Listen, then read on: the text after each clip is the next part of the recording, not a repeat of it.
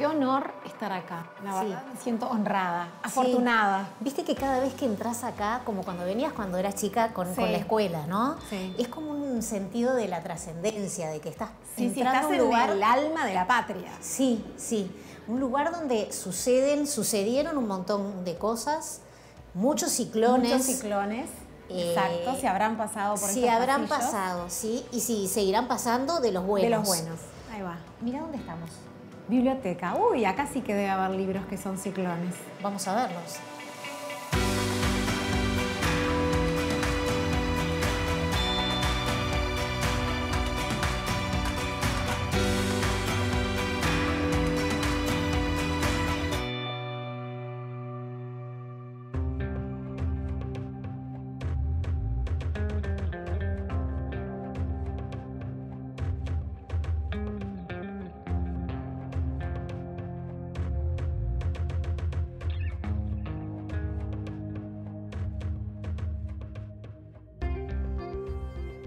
¿Qué son ciclones, Vir?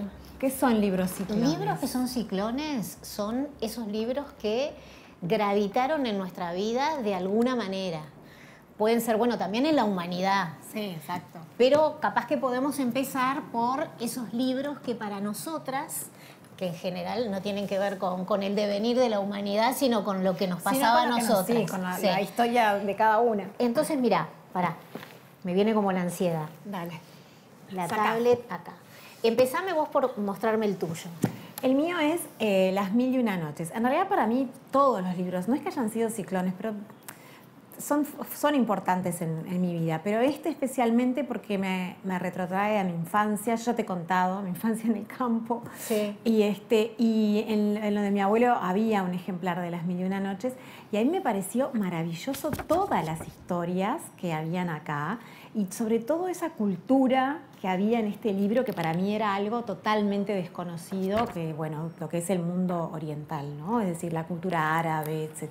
Para mí este fue un libro súper importante y me encantó y me sigue generando muchísima curiosidad conocer más de esta cultura. Me encanta. Bueno, mi libro ciclón, el hit de todos los tiempos, es un libro de Liv Ullmann, que era una actriz, que se llama Senderos. Yo lo leí cuando tendría 12, 13 años, plena adolescencia, que yo odié ser adolescente. Claro.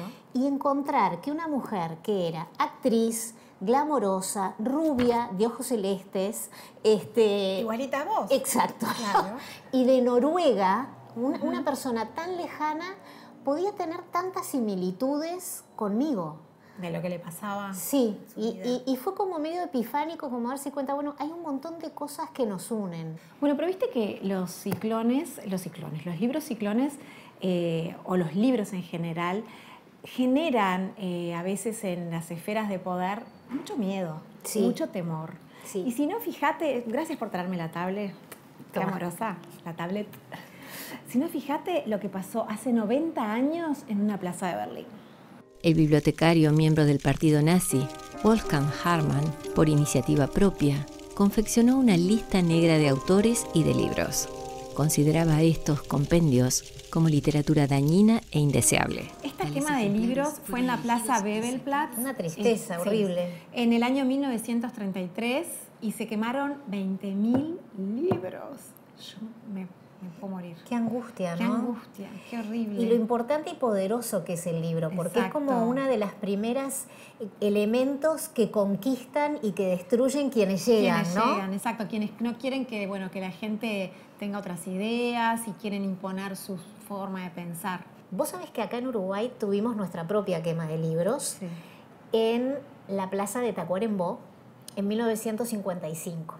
Pueblo chico, infierno grande. dice. Sí, Washington Benavides tenía 20 y pocos años, había escrito Tata Vizcacha, Sí. y algunos se sintieron tocados y ofendiditos, así que quemaron parte Listo, de... Sí, se acabó. vamos a quemar esto. Fue mucho mejor, me parece, capaz. Vos fuiste a hablar con el hijo para Sí, que yo te fui a hablar cuente. con Pablo Benavides para que cuente, bueno, él no había nacido en ese momento, pero obviamente familiarmente esa historia compartió y él con su papá la habló muchas veces, así que sí, fuimos a conversar con él.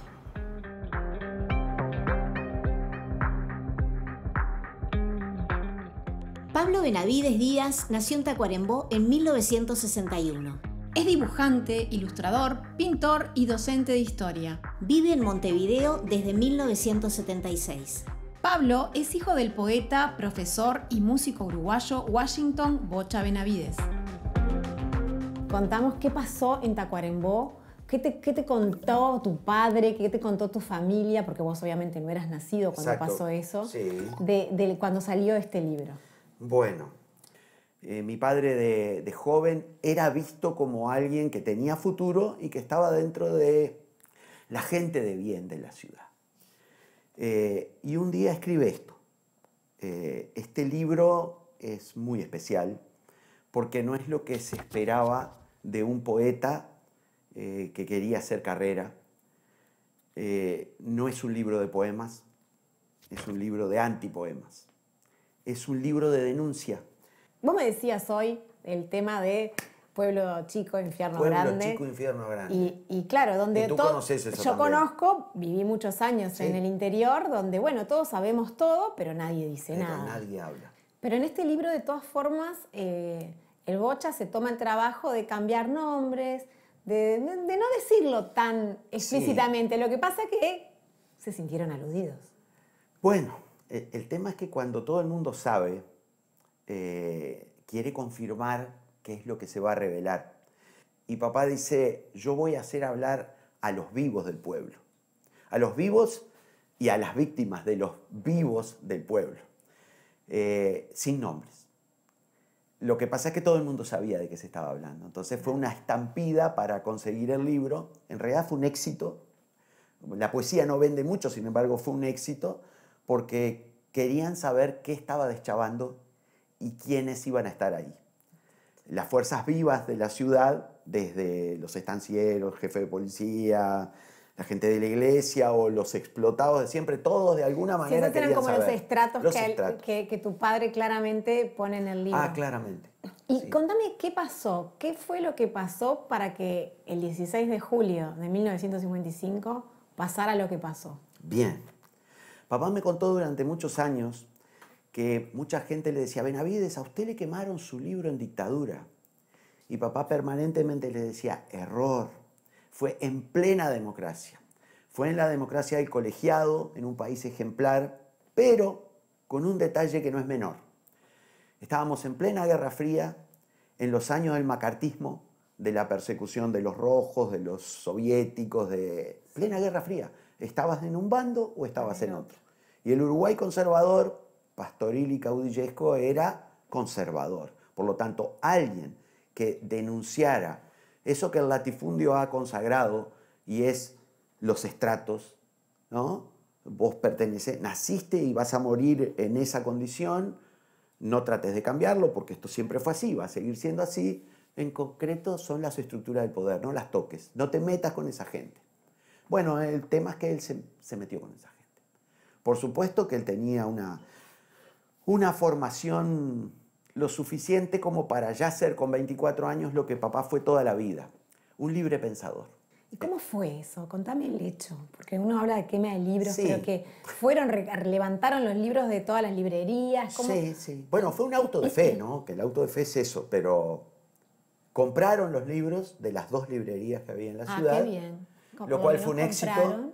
Compraron los libros, los que andaban en la vuelta. Por lo menos tuvieron un gastito, ¿no? Y lo tuvieron que comprar. Bien, bien. Lo llevaron a la plaza, se leyó una proclama y se quemó el libro enfrente a la catedral, a la intendencia y a la jefatura, que están todas juntas porque es la plaza matriz. Y nadie hizo nada. A las 4 de la tarde, no, nadie hizo nada. A nadie le pareció ¿Tu raro. padre fue? Papá estaba en la esquina tomándose, no sé, unas grapas con sus amigos, presenciando eso y no dando crédito, porque él pensó, bueno, esto va a provocar un lío, nosotros vamos a tener que ver. ¿Alguien lo va a detener? No, nada. No fue noticia en ningún lado. Él dijo que le provocó una tremenda tristeza porque él creía en el sistema democrático, obviamente. Claro. Y pensó, bueno, esto que van a hacer va a tener una repercusión. Y la tristeza fue que el sistema democrático no era tan democrático. Porque esto fue una clara censura, una clara demostración de censura. Absolutamente. A nivel local, ¿no? A nivel caudillista, al nivel más básico y... A nivel local se hizo lo que se hace generalmente en esos pueblos del interior. Se cayó. Si alguien estaba en contra, no dijo nada. Y fue una señal de no sigas. Una señal que no sirvió para nada, porque si algo hizo fue seguir. Ahora, él dice en canciones que cantan Uma, o Carlitos Benavides, o Larbanois, por un color me cerraron todas las puertas, porque a partir de ahí, él era el rojillo del pueblo. Ya no era más el hijo de don Héctor Benavides que cantaba o recitaba en la radio Zorrilla de San Martín. No, él era el rojillo del pueblo que estaba dedicado a quebrar la paz. Claro, a sembrar la discordia. Y lo persiguieron siempre. Bueno, esto que trajiste acá y del que tú leíste son sobrevivientes de esa quema que me imagino que guardan celosamente la familia. Estos libros que ya tienen óxido del papel, claro, sí, hoy día se podrían llamar incunables, ¿verdad? Esos libros que uno no va a encontrar en ningún lado. No. Mi padre rescató, vamos a decir, entre 20 y 30 libros que después mi madre ha guardado celosamente y que van con destino de quien se lo merece y quien lo valora, pero son los originales. Pero después hubo una nueva edición. La nueva edición se hizo como un desagravio. Ah, ok. Contame. Se hizo para presentarse en el propio pueblo, se largó. En Tacuarembó. Ya existiendo algo llamado la Cátedra Washington Benavides, él fue y lo presentó y hay fotos y filmaciones donde parado en el lugar donde se le quemó el libro, él rememoró, explicó. ¿Cómo sintió tu padre esa posibilidad de poder reivindicar de alguna forma? Fue una maravilla. ¿Sanó esa tristeza de alguna manera? Yo creo que su rebeldía y sobre todo el saber que él estaba haciendo lo correcto. Muchas gracias. Merece.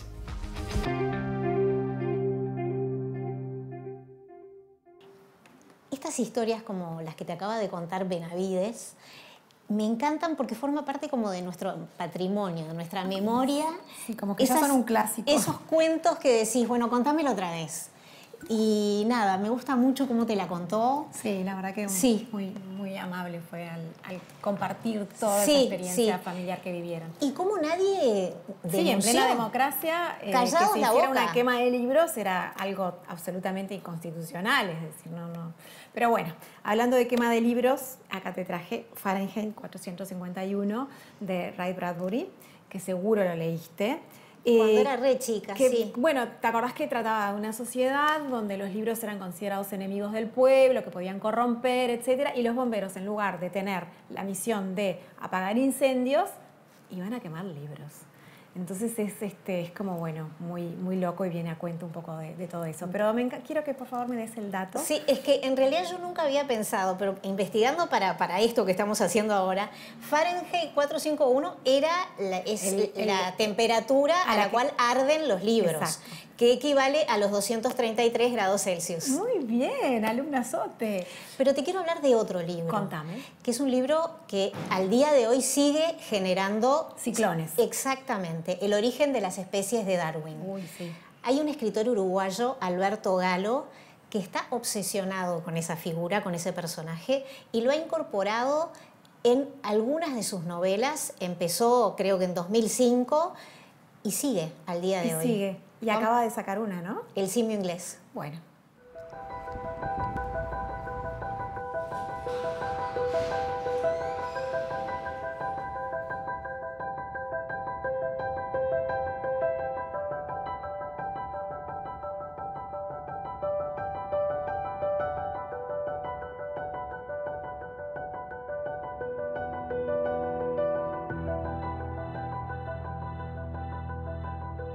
Bueno, estamos en el Museo de Historia Natural. Por acá hubo una muestra hace unos 15 días, nos la perdimos por poquito. Sí, que estuvo bastante tiempo además. Sí, por los 190 años que Darwin estuvo por acá. Sí. ¿Qué te pasa vos con Darwin? Porque yo me acuerdo de tu novela que fue, quiero que sepas, que fue de lo mejor que yo leí en mi vida, Ángeles entre nosotros, de 2005, que Darwin ya estaba presente. Sí. Y ahora en Simio Inglés, Premio Bartolomé Hidalgo del año pasado, aparece otra vez. ¿Qué enganche tenés tú con este señor? Lo que tengo es una gran obsesión. Un toque. Obsesión totalmente. Sí. Hace 20 años, porque imagínate que cuando publiqué Ángeles entre nosotros fue 2005, y ya había estado investigando. Claro. Y después me dije, ¿y si escribo sobre todo el viaje, no solamente cuando pasó por acá? Y me contesté, no, es una locura, no hagas esto. O sea, tú hablas contigo mismo. Claro, sí, claro. claro. Sí, Sí, claro. Hablo y me contesto. Sí. Y igual me lancé a seguir investigando, en el medio publiqué otra novela, pero estuve 20 años investigando todo el viaje. Y no era solo, después había que hacer una novela con eso. No es solo, yo no soy biólogo, no puedo meterme con algunos asuntos. Lo que puedo hacer es meterme por las brechas donde no se metieron los biólogos. Y por ahí inventar y trabajar cosas que pasaron. Entonces lo que tengo es una obsesión que por suerte pude dejarla en un papel, así a ver si me la saco de encima. Claro, la bajaste, la dejaste ahí. Tal cual. Acá viene empaquetadita. Sí. Decime una cosa, El origen de las especies, ese libro Ciclón. Sí. ¿Por qué fue un ciclón? Y sigue siendo hasta el día de hoy. ¿Por qué? Hay universidades en Estados Unidos donde está prohibido Darwin todavía hoy. Y el libro se publicó en 1852. Ya venía de antes tratándose el tema. Fue absolutamente inadmisible lo que hizo Darwin y cambió el mundo para siempre. Es decir, vino a decirnos que descendemos o que tenemos un ancestro común, pero eso se tradujo en aquel momento en que descendemos de los monos, ¿no? Entonces imagínate, se caía todo un sistema religioso, se caía un sistema científico, era como si hoy viniera alguien con un extraterrestre y te dijera descendemos de este sujeto. Claro, de este sujeto. Fue más o menos lo mismo, hubo un debate que duró 3 días, muy acalorado, entre la ciencia y la iglesia. A Darwin le hacían bromas en los diarios, aparecía el cuerpo de Darwin, en la cabeza de Darwin con cuerpo de mono. Somos una especie más, dijo él, nada más, una más. Eso, te quería decir, ¿nos hirió de alguna manera? ¿Por qué nos sigue interpelando ese libro? Yo creo que hirió a mucha gente, a otros, yo soy el caso, y por eso mi obsesión, me hizo pensar que somos tal vez la peor de las especies, con las demás especies. A ver, explayate un poquito. Y les estamos haciendo la vida imposible a todas estas especies que vemos acá. Les estamos haciendo la vida imposible. Y nos estamos haciendo la vida imposible a nuestra propia especie. Y estamos cortando la rama donde estamos sentados, que es la casa donde vivimos, este planeta. Entonces, somos una especie de verdad jodida. Para terminar un poco con Darwin, vos hiciste el recorrido que hizo Darwin, no mundial, pero por lo menos en Uruguay lo hiciste. Todo, el recorrido de acá, todo. Tenemos la tendencia a creer que Darwin descubrió la teoría de la evolución en las Galápagos. No es así. En realidad las Galápagos fue la catarsis, el lugar ideal, vio las especies donde catalizó todo, pero lo más importante fue lo que vio acá en Uruguay. ¿En serio? Sí, y en Argentina algunas cosas. Acá se cruzó con el gliptodonte, que es esa molita gigante, acá tenemos una en el museo. Vio las capas geológicas, yo estuve en esos lugares. Impresiona mucho porque vos te paras ahí y está exactamente igual que lo que vio él. ¿No? 150 años en términos geológicos no es nada. Entonces, él vio todo eso y pensó, no, el mundo no debe tener 4.750 años, como decían los religiosos de entonces, debe tener algún millón más. Y ahí empezó a pensar y a mirar de acá para adelante, en el resto del viaje, a mirar ya con otro sentido.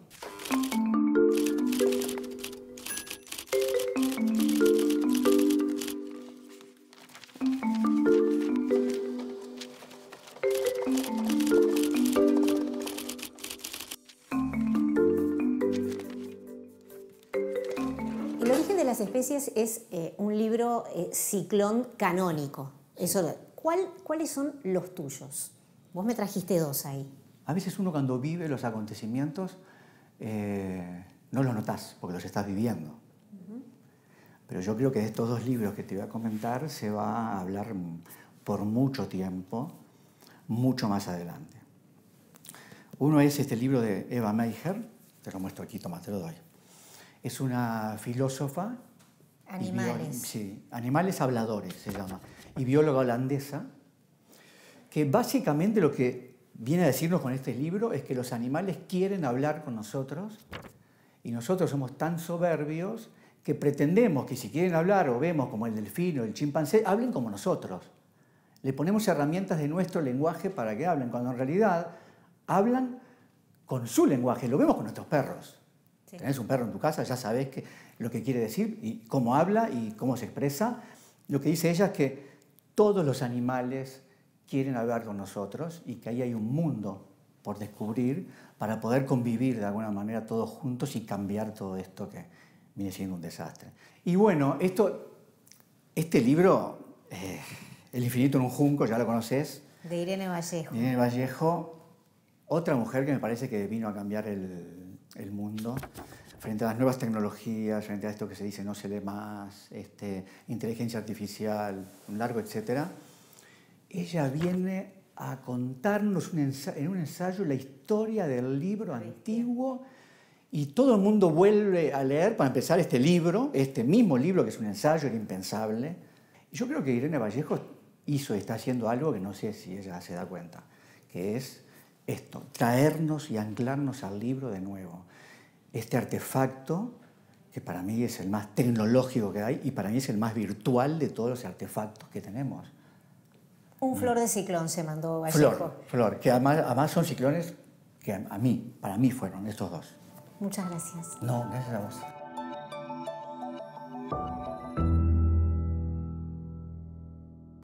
Viste que este año se cumplen los 190 años de la primera visita de Charles Darwin a Uruguay. Y hay un montón de actividades. Sí, una movida grande.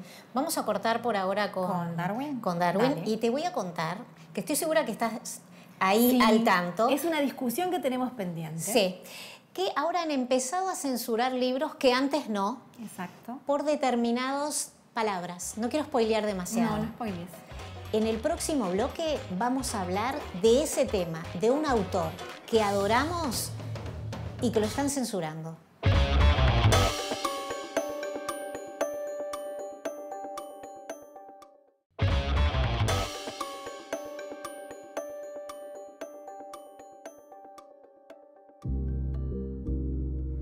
Vir, ¿leíste a Mark Twain? Me imagino que sí. Tom Sawyer, Las aventuras de Huckleberry Finn, Príncipe y Mendigo. Sí, igual primero, antes te quiero decir que acá estoy espléndida. Sí, ya te veo, estás como apoltronada ahí.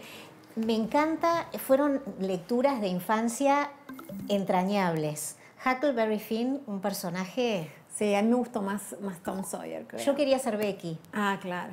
Sí. La novia. Bueno, te cuento que Mark Twain, que es un escritorazo americano, bueno, ya de culto, murió, sí. Estos libros eran utilizados en Estados Unidos como libros de texto en las escuelas.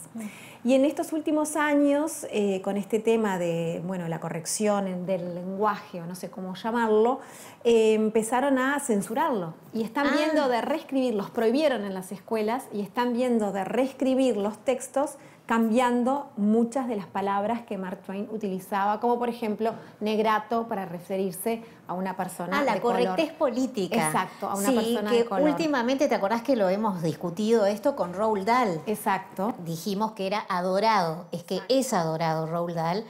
Los recordamos por Matilda, Charlie y la fábrica de chocolate, un montón de libros que forman parte de la humanidad y que ahora, como él escribe con cierto sentido del humor y sus personajes son gordos, algunos son feos, y él lo dice con todas las letras, ahora la idea es sacar esas palabras y dejarlos bien lavaditos y correctitos.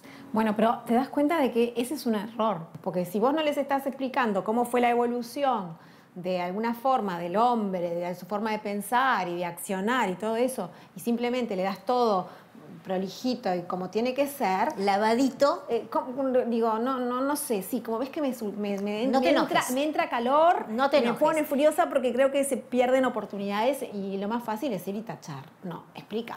Vamos a hablar con alguien que sabe mucho de esto. Por calmarme. Rápidamente, vamos a hablar con Alejandra Campos, que es editora de textos hace muchísimos años. Tiene una experiencia. ¿De libros infantiles? Sí, de textos infantiles. Y nos va a contar un poco, nos va a recomendar algunos libros, que son ciclones, y abrime una ventana porque entra en calor. Sí.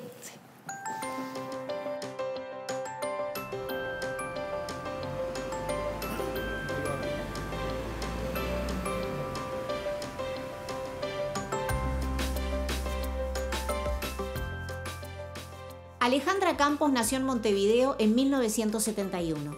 Estudió profesorado de historia, que no terminó porque se enamoró de la edición educativa. Comenzó editando textos en Santillana y hoy es su directora editorial.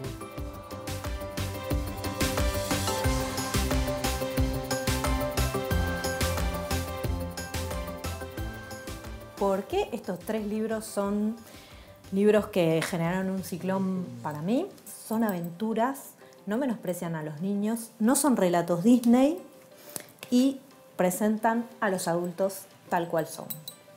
Entonces, les voy a contar primero sobre La fiesta sorpresa, que es de Gabriela Fleiss y Óscar Escotelaro, que me encantan porque son libros de autores uruguayos, que además trae un puzzle para los niños y el álbum ilustrado es precioso porque ellos pueden compartir con nosotros la lectura. Y este cuento, especialmente La fiesta sorpresa, lo que tiene es como el juego del teléfono descompuesto. Cada animal va y le cuenta al otro un secreto y entonces así van sucediendo el cambio de lo que le dice uno al otro. Lo que hacen es preparar una fiesta sorpresa para su amigo el camaleón. Entonces, el camaleón, que siempre va a aparecer escondido en algunas de las ilustraciones, quiere escuchar. Pero como no quieren que se entere de cómo va a ser la fiesta sorpresa, lo que hacen es decírselo al oído. Y entonces uno le dice, vamos a hacerle una fiesta sorpresa. Otro entiende que va a ser una cesta sorpresa. Otro entiende que va a ser una fiesta pestosa. Otro entiende que va a ser una fiesta con regalos. Entonces, así se va sucediendo, pero finalmente se encuentran todos en el cumpleaños, muy divertidos y con mucha alegría. Este cuento resultó que es imperdible para todos los chiquilines y además, como editamos libros de texto educativos, siempre tratamos de ponerlo porque nos da un resultado buenísimo, es compinche, les gusta y los divierte. Después, un clásico es Historia de ratones, de Arnold Lobel. Él lo ilustró y lo cuenta.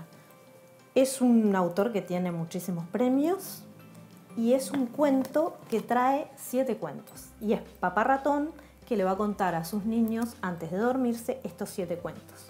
¿Por qué este cuento es maravilloso? Porque tiene 7 historias que cada una es una aventura que sucede en un día, empieza y termina de una manera muy corta y siempre tiene elementos que son disparates, que son creativos. Siempre habla de la amistad, de las aventuras y de la diversión. Y el último libro que elegí es Los cretinos de Roald Dahl. Roald Dahl, por si no se acuerdan, es el escritor de Los Gremlins, de Matilda, de Charlie y la fábrica de chocolates. ¿Por qué elegí Los cretinos? Porque habla de 2 veteranos, un matrimonio de cretinos, la señora Cretino y el señor Cretino. Este libro con mis hijos era maravilloso, nunca fallaba, porque se divide en pequeñas historias de lo que hacen cada día el señor Cretino y la señora Cretina para hacerse cada vez la vida un poquito más imposible. Pero al final resulta que el señor Cretino había trabajado en un circo, entonces se había quedado con unos monos en su casa y los tenía en una jaula. Entonces la gran historia es cómo los monos logran salir de la jaula y cómo le dan el merecido al señor Cretino.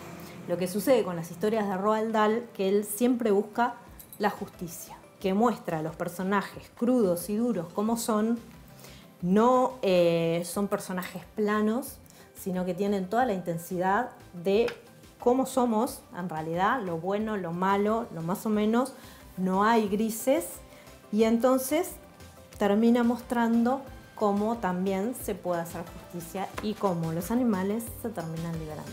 Es un cuento para divertirse y para regocijarse.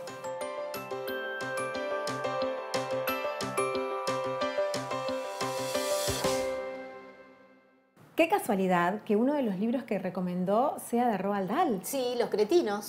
La verdad que justo veníamos hablando, pero hablando de casualidades, ¿te acordás que en la entrevista que le hiciste a Alberto Galo, él te dijo que era fan de Irene Vallejo? Sí, en el Museo de Historia Natural, cuando nos estaba hablando de Darwin, nos recomendó Irene Vallejo.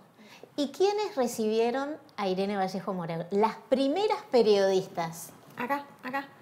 ¿Qué te Nosotras parece? dos. Toma. Es la autora de El infinito en un junco, un libro que es un ciclón contemporáneo. Sí, totalmente de acuerdo. Creo que lo tradujeron ya a 35 idiomas, ya vendió como 1 millón de ejemplares y va a seguir vendiendo. Sí, este va a ser un libro que va a ser un clásico. Sí, seguro. Totalmente. Vamos a recordar la nota que le hicimos.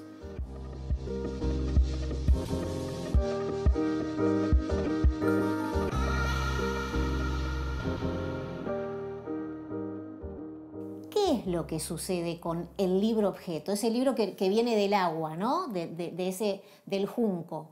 ¿Qué es lo que nos pasa a los seres humanos con los libros que al día de hoy sigue despertando esas pasiones? Sí, realmente los libros han sido algunos de los objetos más amados y más odiados, y yo creo que por las mismas razones, porque son vehículos muy poderosos de placer, de conocimiento y de intimidad.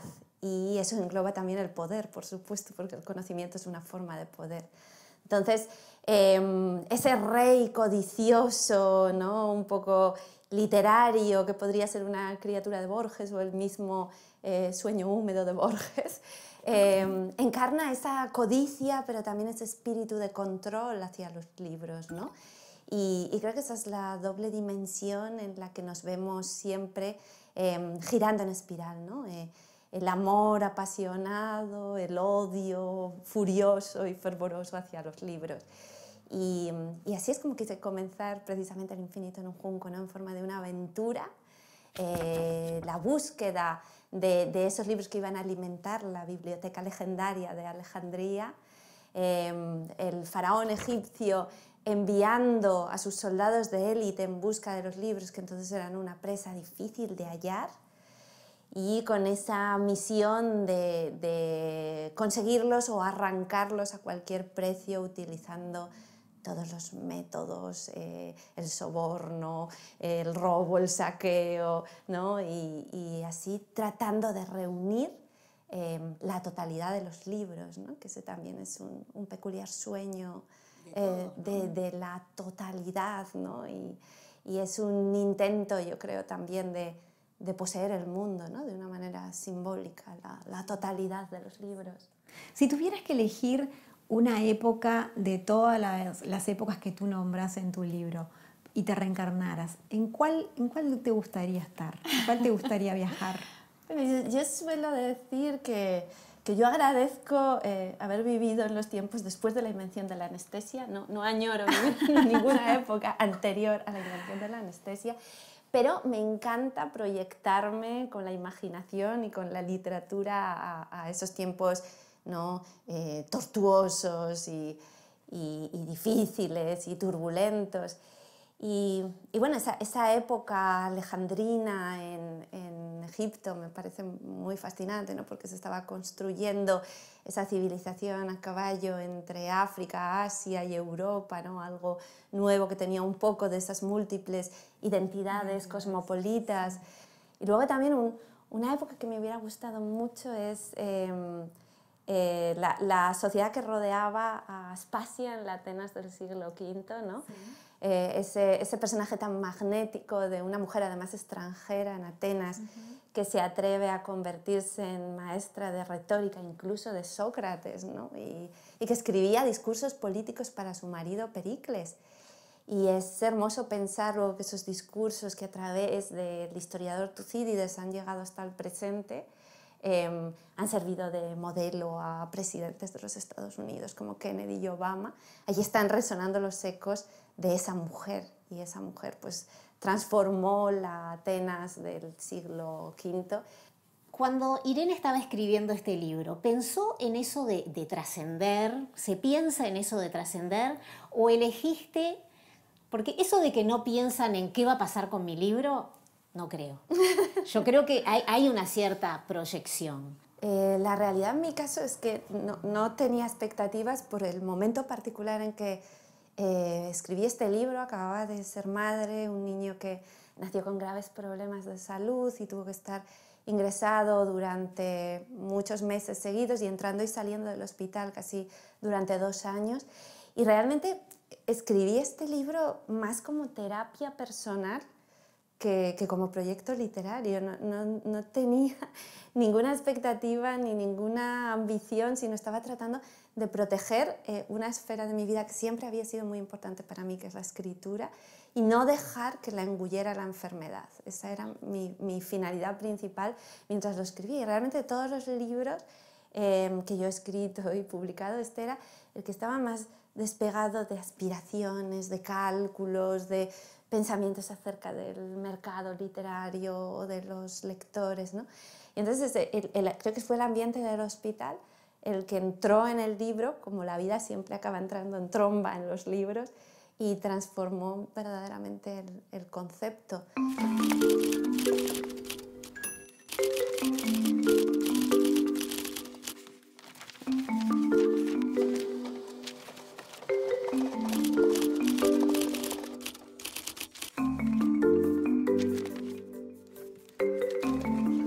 Yo en El infinito en un junco, aunque parezca una paradoja, intenté recuperar el lenguaje de la oralidad para la escritura.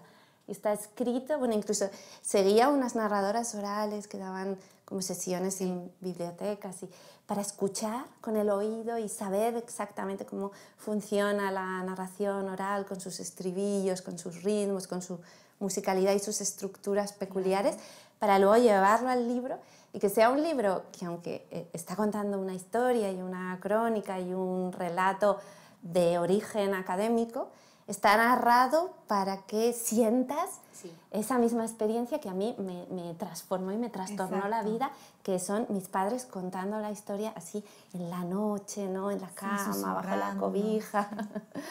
Y es ese deseo de que sea un ensayo, pero al mismo tiempo también ese cuento susurrado y alado de las noches de infancia, para que lo recuerden quienes lo tuvieron y los que no, pues lo disfruten, porque parece que los cuentos, las narraciones orales sean privilegio de los niños, y no, a los adultos también nos encanta que nos cuenten historias, que nos lean en voz alta, ¿no? Que compartan relatos con nosotros, ¿no?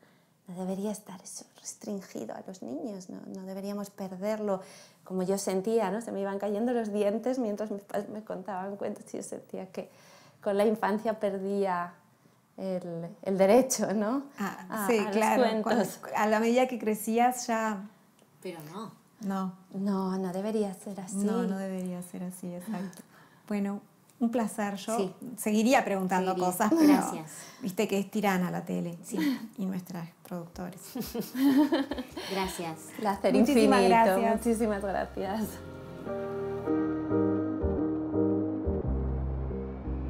Fue como de colección hablar con esa mujer. Sí. Es como que tiene toda la historia de la antigüedad metida. No, y además podíamos seguir hablando 80.000 horas y siempre había tema. Viste que ahora acaba de salir, bueno, está El infinito en un junco, pero ahora salió una novela gráfica. Del infinito en un junco, Sí, exacto. La versión gráfica. La versión gráfica. Toda ilustrada. Sí, con acuarelas. Dicen que es una belleza, estoy deseando verla. Sí, todavía no llegó, me parece. Así que, Vir, ¿qué vamos a tener en el próximo bloque? El librómetro ciclónico.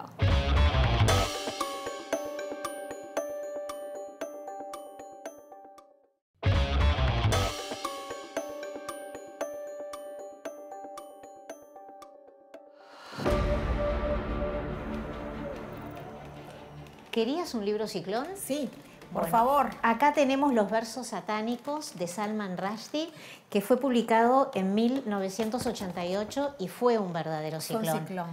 El ayatolá Khomeini en ese momento consideró que esto era una herejía y dictó una fatua, que es una especie de decreto de mátenlo sentencia a tranqui. muerte. Sí, sentencia de muerte.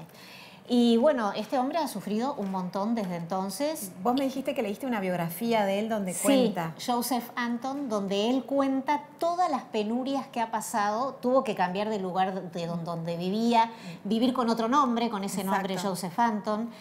Ha sido... Bueno, no hace muy poco tuvo un atentado por su vida. Sí, Digo, yo no lo leí, pero creo que cuando las librerías que lo exhibían en su en su portada, obviamente en su vitrina, eran quemadas, se quemaban libros bueno, los versos satánicos se quemaban. Sí, sí, pero, sí. Pero al mismo tiempo fue como una gran estrategia de marketing, porque se vendió muchísimo. Porque, sí, igual yo creo que Salman Rushdie no sé si lo volvería a hacer, porque realmente ha sido un ciclón en su vida también. En su vida también, exactamente.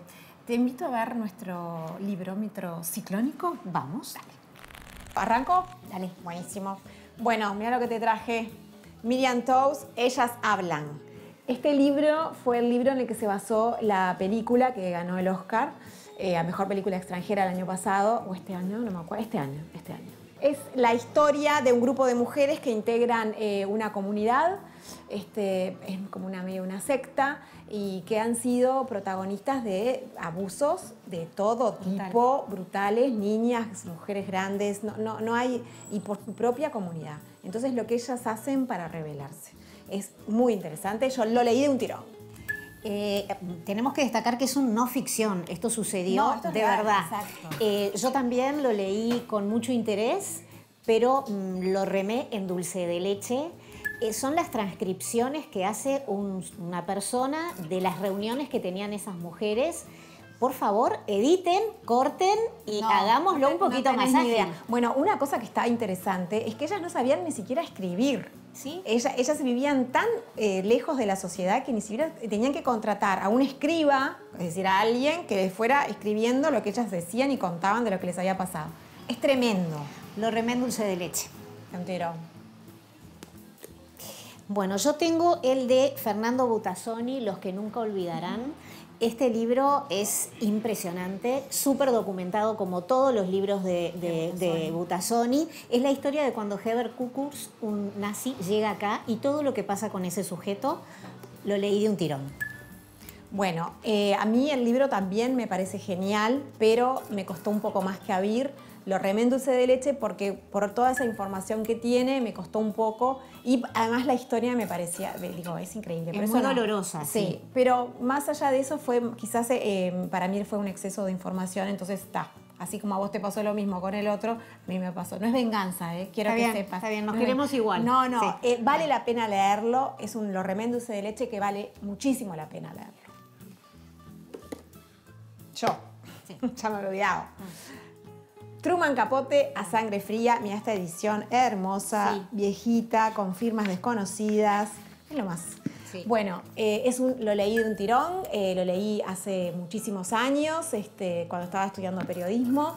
Para mí es una historia, es horrible también, porque bueno, es toda la narración de un asesinato a sangre fría, absolutamente, de toda una familia, cómo el autor se hace amigo de este asesino para poder contar la historia. Es un clásico que vale la pena leerlo siempre. Hago mías las palabras de Berito, lo leí de un tirón. Me gustó eso de hago Sí, te mías gustó, sí. Bueno, George Orwell, 1984. Lo leí de un tirón. Hago mía tus palabras. Ahora va a ser eso. Sí. Bueno, 1984 es el gran hermano, es ese ojo que está sobre una sociedad totalmente distópica, donde se controla absolutamente todo y bueno, alguien que empieza a pensar, bueno, no, esto no puede ser así, no tenemos por qué vivir así, cómo empieza a gestarse un poco algún acto de rebeldía. Es para mí fue un ciclón, sí, leerlo, bueno, igual que los otros, pero porque realmente hoy en día creo que estamos en eso. Fue futurista, sí. George Orwell. Sí, durante mi juventud también fue un ciclón y lo leí de un tirón. Bien. Bueno, llegamos, no tengo nada. Ya está. Listo.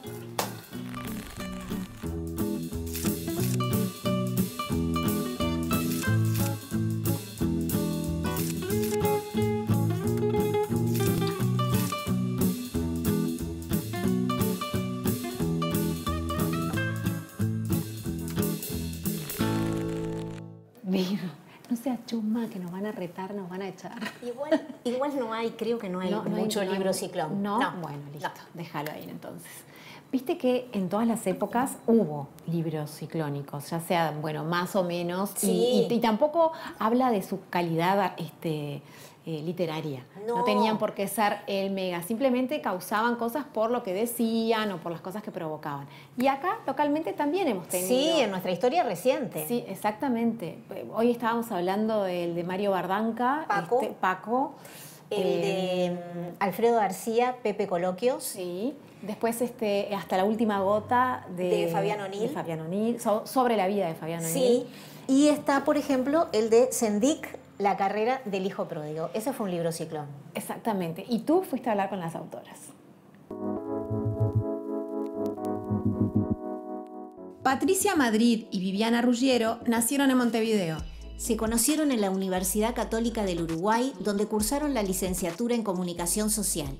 Desde 2017, Patricia y Viviana conducen el programa periodístico radial Así nos va. Juntas publicaron el libro Sendik, La carrera del hijo pródigo, sobre el ex vicepresidente de la República. Quiero primero como saber cuál es la causa, por qué ustedes se dedican a hacer este libro. En verdad, después de que toma estado público la historia del no título, ¿no?, de licenciado en genética humana de Sendik, llega el ofrecimiento de Editorial Planeta para abordar la temática, digamos, Sendik y su vida, y era un interés propio de la editorial de querer impulsar un proyecto en este sentido.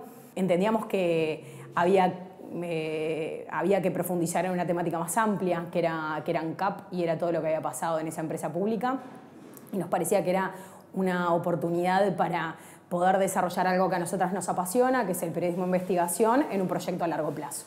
¿Cuándo se dieron cuenta que acá había material que rendía, más allá de lo que se sabía? En verdad la premisa, fue si Sendik mintió en algo tan básico como su título académico, que no tenía por qué hacerlo, seguramente haya más mentiras en el camino. Y vale recordar que en ese momento habían algunas cuestiones que estaban sucediendo que marcaban el camino de ANCAP, la capitalización que había tenido la empresa pública y una comisión investigadora a nivel del Parlamento que estaba funcionando y que estaba con miras a llevar esos informes a la justicia. Por lo tanto, iba a derivar en una causa judicial. Por lo tanto, había cosas.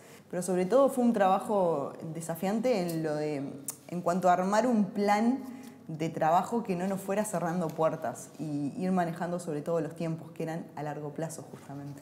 ¿Ustedes sintieron que en este caso en particular este libro tuvo incidencia directa en cómo se desencadenaron después los hechos históricos para nosotros, para nuestro país?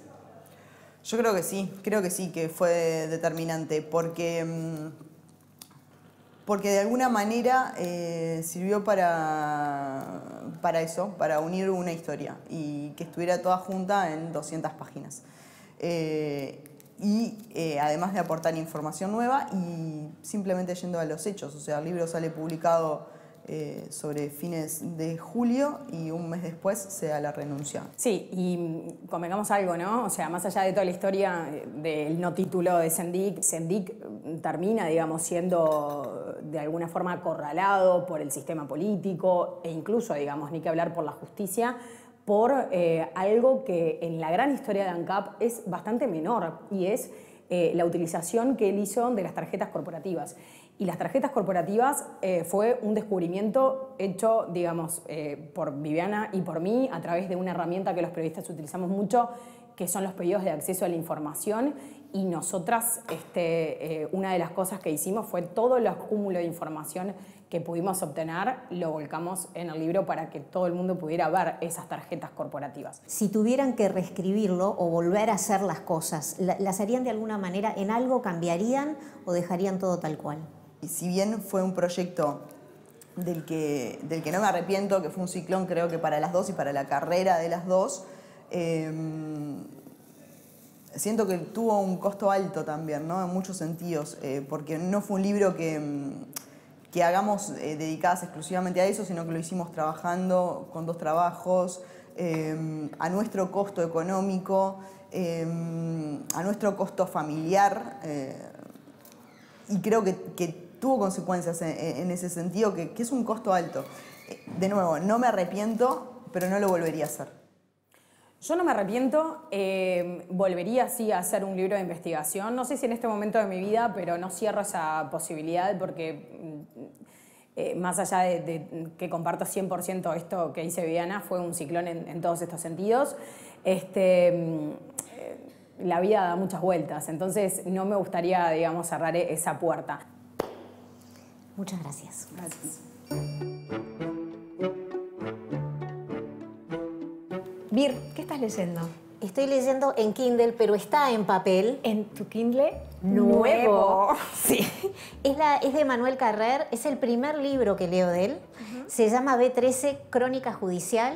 Él hace un seguimiento día a día de del juicio que le hicieron a quienes atentaron en el Bataclan, esa discoteca que fue en 2015. Wow. Y es un seguimiento a las víctimas, a los perpetradores, a los terroristas. Recién la empecé y me está enganchando. ¿Te está enganchando? Sí. Qué bueno. ¿Vos qué estás leyendo? Bueno, yo estoy leyendo Mis días en la librería Morisaki de Satoshi Yagisawa. Una papa de decir. Sí, tuve que leerlo. Es un autor japonés y la verdad que es un libro que me está gustando montones. Ya voy por la mitad, se lee muy rápido y es muy fácil. Es la historia de una chica que, bueno, el novio la deja, le dice que se va a casar con otra de un día para el otro, entonces deja el trabajo, deja todo, y ¿a dónde va a curarse? Un tío le larga un salvavidas a una librería. Ella que no lee nada, ¿entendés? Llega a una librería y le arma la casa arriba de la librería y abajo tiene todos los libros del mundo, porque además es una librería que ha pasado de generación en generación. Paraíso para ti, para mí. Y para ella era el lugar más... Llega y dice, ay, qué olor a moho, qué horrible. Ya va a aprender. No, bueno, ahí es el asunto. Ella empieza a engancharse de a poco, empieza como a conocer. Ella lo único que hacía era dormir. Empieza con los personajes que van a la librería. Y bueno, no voy a contar más porque si no estaría spoileando, pero es muy lindo.